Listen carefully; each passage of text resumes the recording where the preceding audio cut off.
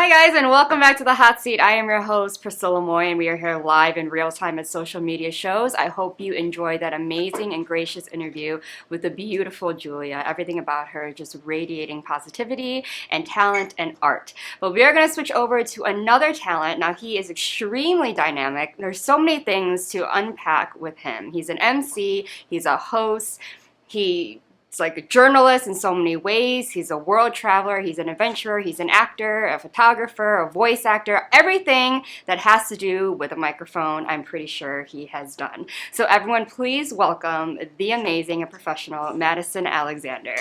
Let's Hello. go. Priscilla, nice to meet you. Nice to meet you. What an honor. Great to be here. Yes. Appreciate you. It's an honor to have you here. I'm like nervous, like, oh my God, we have an actual like host and TV personality for like over 20 years. And I'm like, oh God, he's going to be like, this girl is a noob. Honestly, you did so well. I was listening to your last interview in the back. It was really great. And like when you did the, lead up to it, there was like no stumble. It was like a one take wonder. It was definitely impressive. So yeah, and I pull that out every time. I'm like, I don't plan it. I know sometimes like, you probably know it's worse when you try to plan something and not as genuine. I'm totally, and I think the anticipation of stuff can get to you sometimes. So like being in the moment, so a lot of times just kind of reads better for people. It feels more authentic. It comes off better. But there's a time and place. Sometimes you want to be memorized, but you know, I think you being in the moment, impromptu, is about as good as it can get. That was Thank you. So now you're a West Coast guy. You've been, California and Vegas. Yeah. You've been here for quite a while, right? And yes. I know that you've always been into media communications. That is, I believe, what you had studied here at UNLV. Correct. So tell us where that love for all of this came from. Great question. So to be honest, I feel like I was truly born to do what I do. And I think it started at a really young age. So the first example that I had in my life, and by the way, what I do for a living is I run my mouth for a living. I engage audiences. I make people shine. There's so many terms for it. It's corporate presenter, hype man, live event MC, on-camera host, moderator. There's so many terms that people use, or even like game show host, to try to describe all these various things. But it's basically communicating with people, right? And I think that the way it all started is I'm the son of a preacher man, so my dad's a minister, definitely not my path, but he led the way for me seeing someone impact people, truly bringing people together through speech. And I think that's what it's all about. I mean, for you and anyone out there listening, you know that feeling when you're in an audience. It could be at a concert, it could be even in class, whatever it is. And that feeling of, it's often overused term, but that feeling synergy, it's this real thing where you are basically one organism with the audience. You guys are all in one kind of organism, you're all together. And I feel like a lot of that is because of the speaker. So the speaker, it is not all about the speaker. The speaker is just that conduit for synergy that brings people together, brings excitement, and makes people feel that collected energy. And for me, that was very addictive. When I saw that as a kid, I'm like, wow, there's something magical about this. So the way it started, I would say, in high school, I did like speech and debate, right? That's something that I loved. I did a little bit of competitive speech at tournaments and stuff. And I'm like, maybe I'm on to something a little bit. And then what really kind of changed my game, I think, and really got me thinking, when I was in 10th grade, I was not the most popular guy in school by any means. Like, I was a pretty outgoing person, so I think most people knew who I was, but I certainly was not in the most popular group. And I've, another thing too is I've dealt with my whole even career, even as a kid, I had social anxiety, all these type of things, but I still had this desire to communicate that would, inspire me to go over my fears, go past my fears. So in 10th grade, a buddy of mine came and was like, you should run for class president. You should do it. I'm like, really? So he basically convinced me to run for class president. And this was insane, an insane thought, honestly, at the time, because there were already 2 gals that were running, and it was like the most popular girls in our class. It was like the one that everyone thought was like the hot girl, and then the one that was like the smart girl. So I'm like, oh man, I don't know. And they had these elaborate campaigns and all the stickers and all the posters, and had been at it for a long time and building their coalitions. So I jumped in the game pretty late. I announced my candidacy, if you will, probably like a week and a half before it was time. And I made like a couple silly posters and a couple flyers. But I wrote this speech that was really impactful, okay? So I was so scared. To perform this speech, we had to go in the cafeteria in front of every single person in our class at the time. I mean, I could just thinking about it right now, I'll start sweating. I mean, my heart was just pounding out of my chest. You have no idea. And I'll tell you this, I wasn't able to finish my speech that day because there was so much applause that I went over time and I couldn't finish because of the applause. And when I finished that, I went home and I got the call later that day that I was now the new class president of my class. It let me know that there was power to words and there was power to bringing people together. And that's what really inspired me. So later on, I was doing a lot of random jobs. I was doing high-end fashion when I was, young. I thought I was going to be like merchandise marketing. I thought I was going to be in the marketing side of fashion. I worked at a sales associate at Gucci and Armani, and I was at Gucci and the Bellagio like three months after they opened. And for me, that was like, wow, this is really cool. And I was just kind of learning how all this stuff worked. And then, I'm like, maybe I need to study journalism. So I started, I went to UNLV. I was taking some journalism classes. And in the meantime, here, it's all indirect how this stuff started going. I started doing a little modeling and acting locally. Now, granted, this is not Milan, right? This is not London. Right. So it's not like, this huge model or something. But I was getting gigs. I was getting a lot of print work for the casinos around town, doing some fashion shows, things like that. And then one day it all came together where one of my agents I saw was hiring a professional MC for a live corporate event. I said, that's interesting. How does this work? I never even heard of this whole industry or anything like that. Never even thought about it. So I told my agent, I'm like, hey, I love speaking. I've studied a bit of journalism. I have a history of speech. I would love to do this. Please get me in. So she set up a profile on the site, did all this stuff, kind of honestly built me up to be a lot bigger than I was at the time, to be honest. But that's what a good agent does, I suppose. And I got lucky with my first job almost 20 years ago speaking, and it was for Samsung at CES, the big consumer, electronic show. It's the largest trade show in North America. And I got to do the main speech in the big booth where they're showcasing all the new stuff. And that was my first time speaking for money. And since then, it's taken me all over the world. It's taken me all over the U.S. And I've been able to impact and connect with, at this point, tens and tens and tens of thousands of people. And it's a true passion for me at this point. It's a passion. It's a passion. You had that kind of voice anyways, that you would hear the local news channel. And then a question I want to have for you is, I've met people who've done radio hosting and things like broadcasting.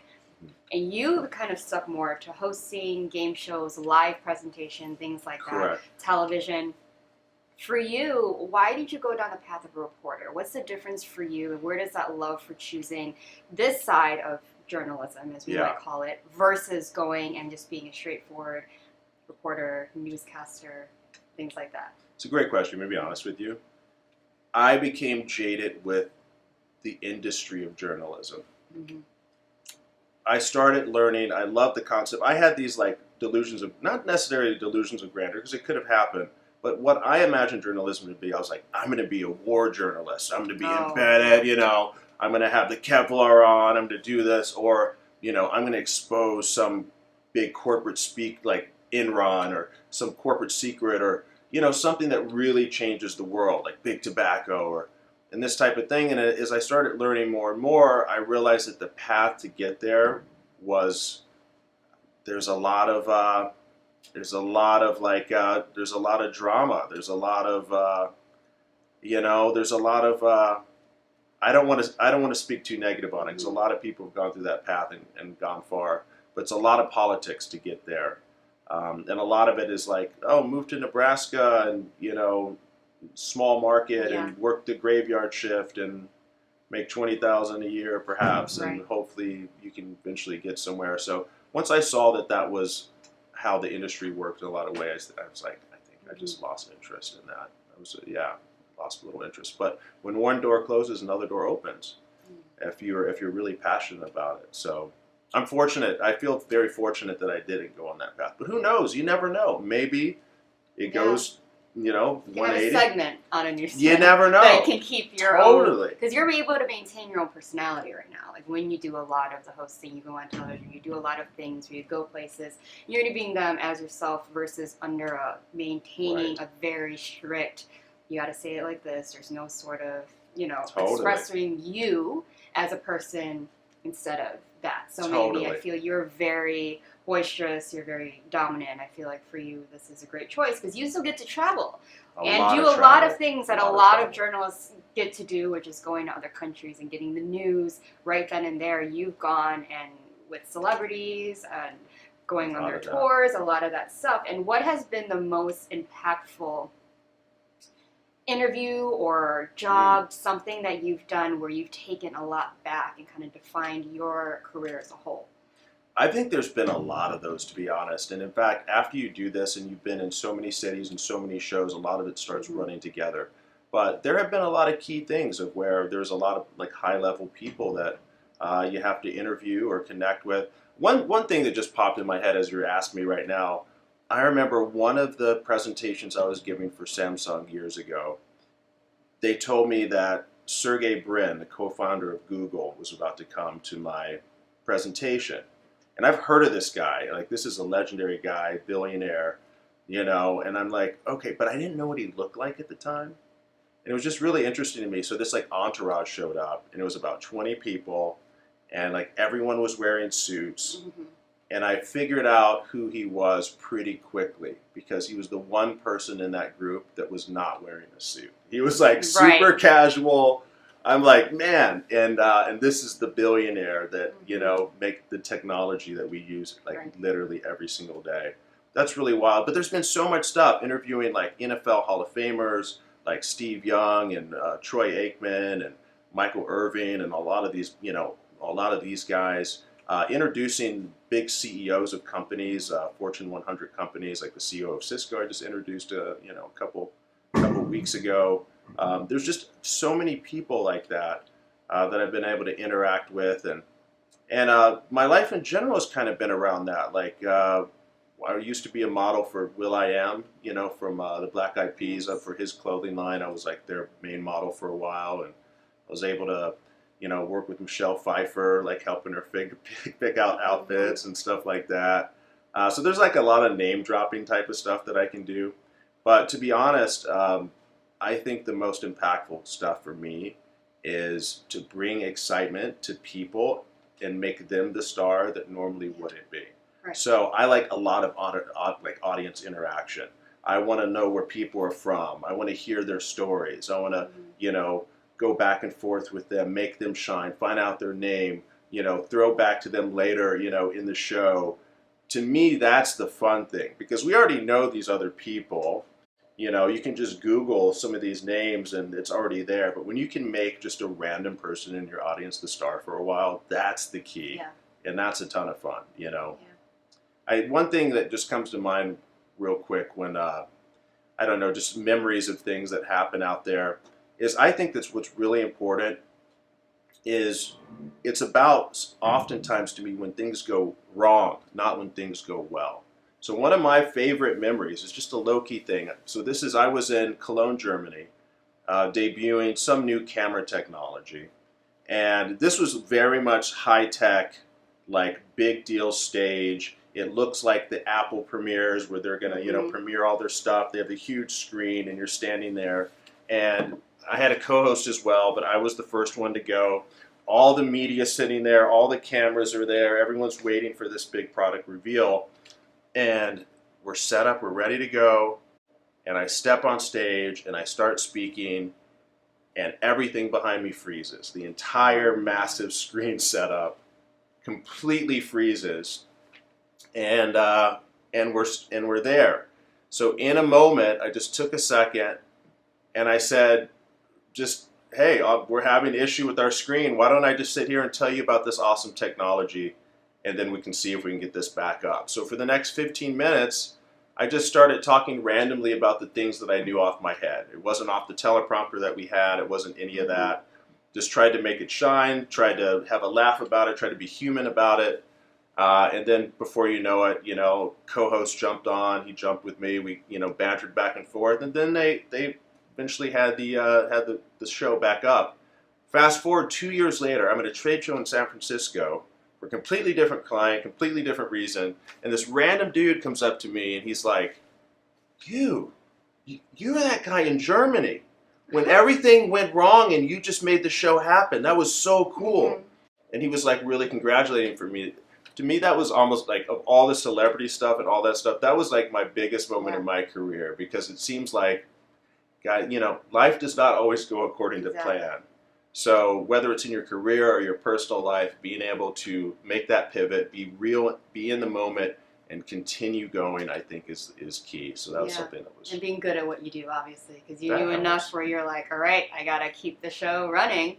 And you're able to use your IT intellect and do all of those things for the audience. Right, and I think that's a big part of my career as well, because to be honest with you, a large majority of my jobs, I could technically not know that much about it or not know anything about it, because you just learn the script, you do follow the prompts, you read the teleprompter, blah, blah, blah. But I think what's given me this endurance and taking it to that next level is that I have my own personal interest in these topics, that I want to learn about this stuff. I'm a geek about this stuff. I want to look things up on my own. I want to stay aware of what's happening in the world, whether it be technology, even from technology to celebrities to politics to science to fashion to food, whatever. And I think the more and more that you're connected in life, the more dynamic you can be with other humans in human situations. So I think that's been pretty beneficial, even though the job doesn't necessarily require that all the time. Right. I've realized, though, that when you're hosting, to be aware of many faceted things, whether or not it's your interest, is great to connect with another human being. And I think that you kind of understand that as well. Like, no matter where you are at that moment, to connect with someone just on maybe one slight thing, or you both like one TV show, right? All of a sudden, the person is like in your hand, Totally. And so you do so many different things, from red carpets to game shows to, convention speaking, presenting a new product, doing all of these things. Which one do you feel as a host is the hardest for you to do? Because I've realized, compared to doing TV shows and red carpets to me is a big task. It's not as easy as it looks. And so I would love to know, to you, which one is one that you're like, oh, okay, this one I gotta really be right here for? Honestly, I think that's why I give so much kudos to you for being able to do this in-studio stuff. I've done a lot of on-camera, in-studio type of stuff. For me, that is the hardest, because I don't have 9,000 people in front of me in a massive auditorium. I don't hear the applause. I don't have people I can throw to and make a star in that moment. So everything is just in that camera and that lens right there. So it all has to be passion that I imagine in my mind and convey it right on this, lifeless lens. But you need to imagine what's on the other side of that. So that, for me, I think, as being a live guy, is something that I continually work on, and that's the thing, even when you're on camera, you are connecting with people. It's just a different way, right? Yeah. You have to know on the other side of that, it could be even more people than 9,000. It could be hundreds of thousands. It could be millions of people. So being able to process that in your mind and then convey that in a quiet studio with lights on you, with no one around, and still be able to imagine that you're having that impact, I think that's the key, but not always easy. Yeah, you prefer looking at people. For sure. I love camera work. Yeah. But, we all have our thing, and that really kind of signifies your career. Now, what is it for you right now? So you've done a lot in your past. You're still going now. What is your routine like? How are you getting gigs and maintaining your presence as one of the top MCs that you can be? Great question. So it's a process, and it has developed over the years. Now, I would say, I have a bunch of agents, first of all. Right. This realm, for the most part, is something that you sign a lot of non-exclusive contract agreements with a whole plethora of various agents. Sometimes it's like a mom with a computer that gets you a job once every 3 years, and that's great. Um, but the truth is, now at this point, deep in my career, I would say over 75% of my work is direct. So that direct work comes from referrals. It comes from seeing me at shows on the trade show floor. It comes from YouTube, personal website, referral from a colleague, things like that. And that's what really keeps it going. I mean, there's no better advertisement for yourself than people seeing what you do in real time. And then it's about nurturing those relationships, right? Because especially in this corporate world, especially with like IT and tech stuff, people are moving from job to job all the time. So they'll leave one opportunity, will go out the door, and then you'll hear 2 years later, oh, hey, remember me? I now work over here, and can we have you for this?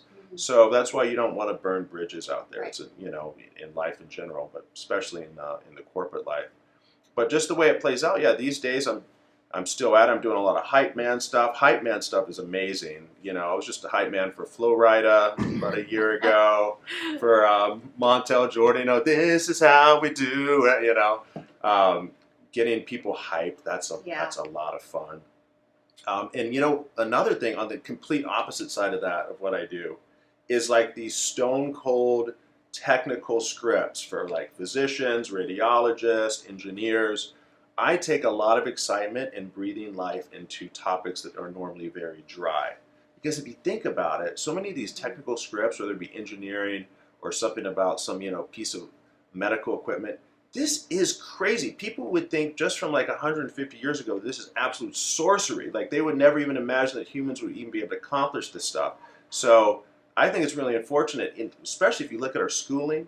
Think about how many classes you sit in talking about biology or chemistry. I mean, these are literally helps you decode existence itself and like understand how the universe and how everything works and what the ingredients of life are and how it interacts and the magic of it. But how many times are you sitting there in the classroom and it's like, da, da, da, you're just going through the motions. It sounds so dry. I think as a kid, I resisted that so much. A big part of my career and who I am is because of how bored I got in these classes. I was homeschooled until 6th. I have kind of a unique childhood. One of the pieces being I was homeschooled until 6th grade. And then when I actually went to real school, I'm like, why are we here so long? Why are these teachers so boring? Why? What are we doing? So that feeling, and the Charlie Brown teacher, and it's like, wah, wah, wah, wah, just talking in the background. That's like how they sounded to me. So I think half my whole career is based on don't be the Charlie Brown teacher. Yeah, I don't think you can be. You have too much personality and you're too great at speaking. And, to you, it's having fun with communication, which is great. For sure. Now, what does your next decade look like for you? What is your goal? Where do you want to be? You've done a lot of things already. While also being an actor, a voiceover actor, a commercial actor, a model, being into fashion, and also delving in the world of photography and that being behind the camera. What is the mark that you're trying to leave behind? Who is Madison Alexander? Getting real deep now later in the segment. It's a really good question.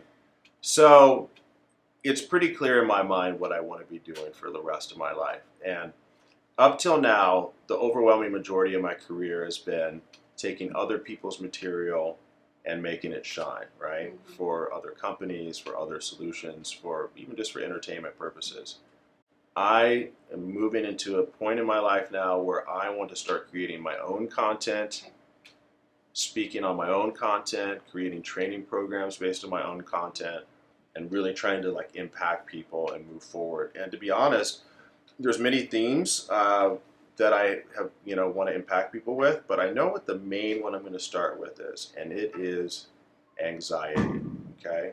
Whether it be, public speaking. They say public speaking is like number one or number two most common fear of people, and I have it. I've never gotten over it. I was nervous sitting out here before I came on. I've been doing this for 20 years. So I understand what it is to feel this anxiety, right? But also I know what it is to push through it. So I want to help people where it be from a sales point of view. A lot of people get anxiety when they're trying to do sales. People get travel anxiety. My goodness, I used to have so much travel anxiety. The idea of, I've taken so many international flights. Even just Airbnb. I've stayed in over 70 individual Airbnbs. I've stayed in hundreds of hotels. I've been to almost 30 countries, tons of Yeah. repeats. And before I couldn't even sleep on a plane or basically use a public bathroom. It was all like freaking me out. So over time, I was able to confront those things and kind of build upon them, and here we are today.